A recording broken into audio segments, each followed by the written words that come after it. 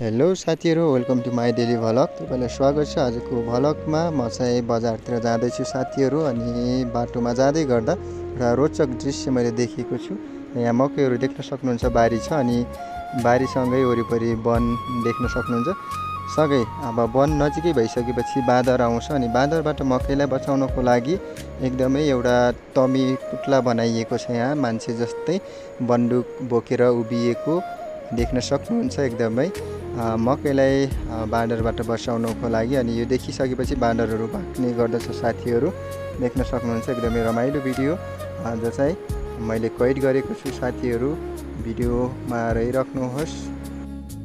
Finally साथीहरू, म चाहिँ बजार जाँदैछु अनि यो चाहिँ बलिखोरे ओह्रालो भन्ने ठाउँमा झर्दैछु। बाटो देख्न सक्नुहुन्छ, एकदमै ओह्रालो बाटो रहेको छ।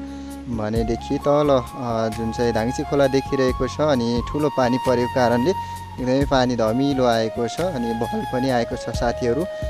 त्यहाँ चाहिँ बजार देखिँदैछ, लिबाङ बजार। सँगै माथि चाहिँ यो भुम भन्ने गाउँ चाहिँ हो, जुन चाहिँ मैले अगाडिको भिडियोमा तपाईँहरूलाई देखाएको थिएँ साथीहरू। एकदमै रमाइलो दृश्य छ। भिडियोलाई मन परे लाइक, कमेन्ट, सेयर गर्न नभुल्नुहोस्। पूर्ण भ्लग्सलाई पनि फलो गर्न